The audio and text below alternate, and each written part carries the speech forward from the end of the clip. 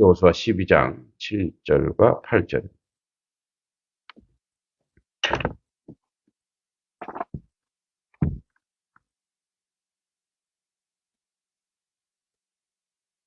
같이 읽겠습니다. 여호수아와 이스라엘 다손이 요단 이편 곧 서쪽 레바논 골짜기의 바알 갓에서부터 세일로 올라가는 한락산까지 쳐서 멸한 그 땅의 왕들은 이러하니라. 그 땅을 여호수아가 이스라엘의 지파들에게 구분에 따라 소유로 주었으니 산지와 평지와 아라바와 경사지와 강야와 네겝꽃 헷 족속과 아모리 족속과 가나안 족속과 브리스 족속과 휘 족속과 여부스 족속의 땅이라. 아멘.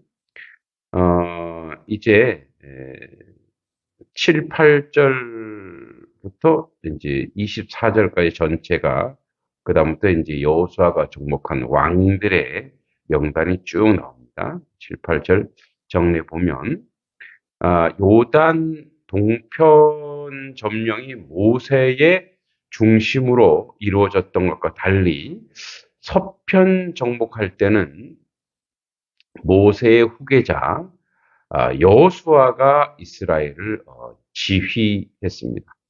여기서 쳐서 멸한으로 번역된 학하는 치다, 죽이다라는 뜻을 가진 동사 낙하의 사역 능동형 완료이기 때문에 과거에 이미 쳐서 죽이는 과정이 완전히 끝났음을 보여주는 거죠. 히브리어 동사 낙하는 단순히 치거나 때리는 것을 가리키기도 하지만 전쟁에서 전쟁의 문맥에서는 살해하다, 쳐 죽이다, 쳐 부수다라는 뜻으로 사용됩니다. 그리고 성경에서는 하나님께서 낙하의 주체로 묘사되기도 하는데 이는 하나님께서 전쟁이나 재앙을 통해 인간의 죄를 심판하시는 것을 나타내기도 합니다.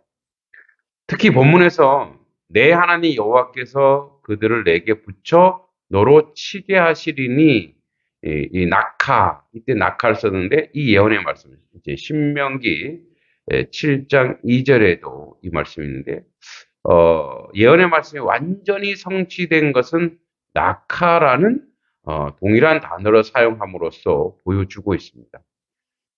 정복 전쟁에 있어서 하나님은 그의 백성 이스라엘이 싸우는 곳마다 친히 함께 하고 주관하셔서 대적을 쳐서 멸하게 하심으로써 신명기 7장 2절에서 모세를 통해 보이신 뜻을 이루셨죠. 이처럼 본문은 모압 평지에서 약속하신 하나님의 언약이 성취되었다는 것을 명백하게 보여줌으로써 언약에 신실하신 하나님의 한결같은 섭리를 보여주고 있습니다. 자, 여기 지명이 나옵니다. 7절에 레바논, 12장 7절, 8절 봅니다. 레바논 골짜기의 바알 갓에서부터 여기서 뭐 이 앞에도 그 지명 나올 때 계속 얘기했지만 골짜기는 뭐 이제 뭐뭐 안에라는 뜻을 가진 내용인데 쫓기다, 분리하다 뜻을 가진 그런 이제 내용과 연결되는데, 그러니까 산과 산 사이에 평원, 넓은 평원이 조성되어 있는 곳, 골짜기라는 뜻을 가진 그런 명사로 쓰이고 있다라는 거죠. 그러니까 이 골짜기라고 하는 게 그냥 이렇게 골만 있는 게 아니라 그 골짜기 안에 이렇게 평원이 있다라는 거죠. 근데 여기 지명이 레바논 골 바알갓, 이 바알갓드라는 뜻인데 두로의 신으로서 폭풍을 주관한다고 합니다. 그러니까 바알과 행운을 의미하는 가드가 나란히 쓴 형태로 문자적으로 보면 행운의 발신이라는 이런 곳이니까 아주 열렬히 우상 숭배한 성읍이었다. 이것까지 정복했죠. 또 세일로 올라가는 한락산까지 이렇게 돼 있죠. 여기 이제 세일이라는 뜻은 털이 많은 이런 뜻입니다. 그러니까 그 사해 남쪽 아라바 저지대 동쪽에 펼쳐진 감목들이 자라는 험악한 산악지대를 가리키는 곳을 이야기합니다. 그리고 이 매끄러운 산이란 뜻은 이제 한락산, 그러니까 세일과 반대되죠. 가나안 남방의 경계인데 세일 산지와 산지의 경사를 이루는 지점을 위치한 한락산은 여호수아가 가나안을 정복할 때 남방 한계선인 거죠. 그러니까 이제 끝에서 끝을 점령했다는 거죠. 그리고 이제 왕들은 이러하니 그래서 24절까지 그 왕들이 쭉 뒤에 이제 나옵니다. 정복한 왕들의 지명, 뭐 그 지명은 우리가 앞에서 봤기 때문에 구체적으로 볼 필요는 없죠. 자, 이 왕들은 이러하니 원어성경으로 볼 때 직역하면 그리고 이들은 그 땅의 왕들이다. 그 땅의 왕들이지만 그 모든 왕들을 다 점령했다라는 것을 확인할 수 있는 거죠. 그러니까 하나님의 백성이 하나님의 사명을 감당할 때 모든 세속과 세상의 왕들을 무너뜨려 하나님의 거룩한 개척을 여호수아도 모세처럼 이루어냈다라는 거죠. 그래서 그것이 어떤 것이냐? 8절에 구체화시키면 그 산지와 평지와 아라바와 경사지와 강야와 남방 곧 햇사람, 아모리 사람, 가나안 사람, 브리스 사람, 히윗 사람, 여부스 사람.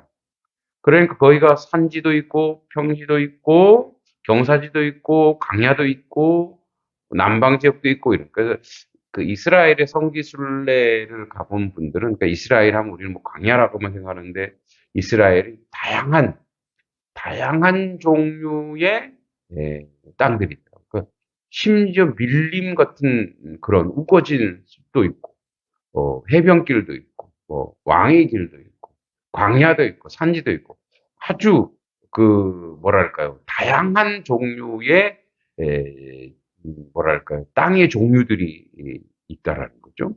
이제 그러한 곳에 이제 다 정복했다라는 거죠. 여기 산지는 사해 서쪽에서 남부로 길게 뻗은 유대 산악지대, 또 요단강 서쪽에서 남부로 길게 뻗은 에브람 산악지대, 또 갈릴리 호수 서쪽으로 남부로 뻗은 갈릴리 산악지대, 또는 이걸 납달리 산악지대라고 하죠. 전부를 통칭하는 가나안 땅을 남북으로 길게 이렇게 종달하고 있는 그 산악지대, 우리로 치면 태백산맥 같은 그런 산악지대. 또 평지로 배역된 쇠펠라는 북쪽 요바로부터 남쪽 가사 해안에 따라 형성된 아주 비옥하고 아름다운 평원지대, 블레셋 평야를 가리킵니다. 그리고 아라바는 갈릴리 바다로부터 사해 지역까지 이르는 요단 계곡을 가르치죠. 그러니까 이곳 지표면이 해수면보다 최고 400여 미터 정도나 낮은 지구상 최저 지대라고 합니다. 또 경사지로 번역된 여기 아세도트도 언덕, 중턱을 의미하고, 그러니까 유대 여러 산들로부터 사해 쪽으로 길게 기울어진 산록지대를 가리킵니다. 또 광야라고 하는 것은 이제 유대 사막 지역인데 남방으로 번역된 네게부는 팔레스타인 남부 가데스 바네아 위쪽의 위치에 건조하고 강활한 사막지대라는 거죠. 그러니까 이런 지대에 많은 사는 사람, 헷 사람, 아모리 사람, 가나안 사람, 브리 사람이 이제 이곳에 다 그들을 점령했다는 거예요. 그리고 나서 구절부터는 하나는 여리고 왕이요, 하나는 벳엘 곁에 아이 왕이요, 또 하나는 예루살렘 왕이요, 하나는 헤브론 왕이요, 하나는 아르문 왕이요, 하나는 라기스 왕이요, 하나는 에글론 왕이요, 하나는 게셀 왕이요, 쭉 여러 가지. 13절에 하나는 드빌 왕이요, 하나는 게델 왕이요, 하나는 호르마 왕이요, 하나는 아라 왕이요, 또 15절에 하나는 림나 왕이요, 하나는 아둘라 왕이요, 하나는 막게다 왕이요, 하나는 베델 왕이요, 하나는 딥부아 왕이요, 하나는 헤벨 왕이요, 하나는 아벡 왕이요, 하나는 라사론 왕이요, 하나는 마돈 왕이요, 하나는 하솔 왕이요, 또 20절에 하나는 시므론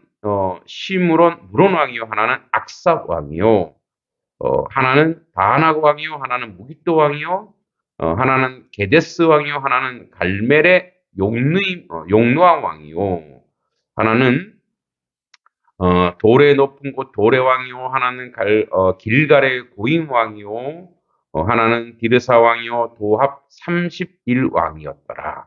그러니까 31개의 전투, 31개의 왕들을 다 점령했다라고 확인할 수 있습니다.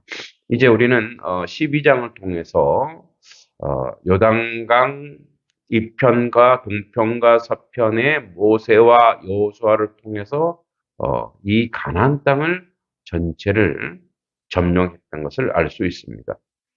그래서 여호수아가 가나안 본토를 쳐서 멸한 왕들의 숫자를 밝히고 있는데 31명, 남북으로 약 240km, 동서로 약 이제 85에서 45km 정도밖에 되지 않은 좁은 땅에서 각각 독립적인 도시국가를 이루어 통치하고 있었다는 사실은 그 당시 가나안의 모든 족속들을 하나로 결집할 만한 강력한 리더십을 가진 왕이 없다는 걸 보여주는 거죠.